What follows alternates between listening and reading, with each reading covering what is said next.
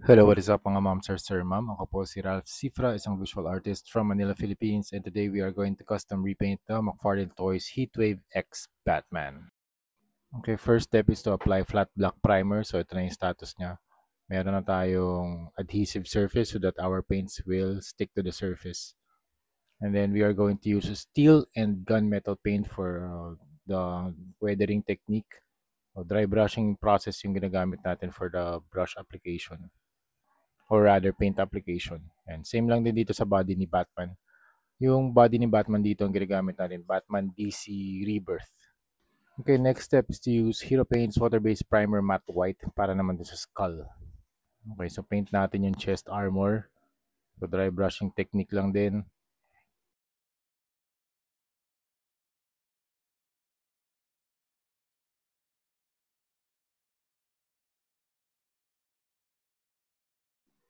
And then you're also going to paint yung mga tips ng gun para pag nagpahid tayo ng fluorescent, mas bright yung fluorescent green and fluorescent yellow.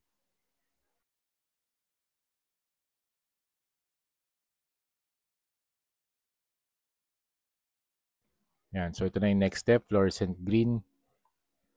Apply na natin dun sa mga glowing parts.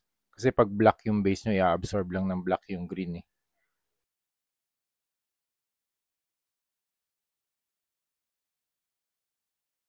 Yan. Thank you very much, Hero Paints, for sponsoring this video. Lagi nila tayong pinapadala ng mga bagong paints para sa mga custom repainted na mga projects natin.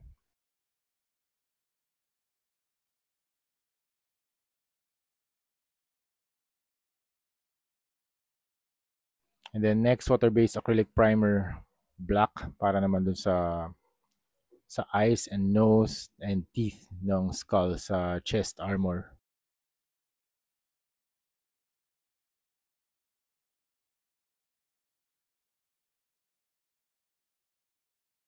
Next step, we're going to use Dwarven Rich Gold para naman sa mga gold areas like belt and bottom sa iba pang armor panels. Usually yung sa shoulders, sa hips, and sa shin.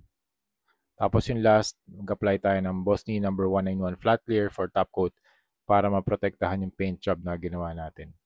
And there you have it mga ma'am sir. Tapos na ang ating Batman X Heatwave Custom. Customize na rin natin yung Heatwave body Batman body with the Heatwave head. Thank you very much for watching and see you in the next video. Bye-bye.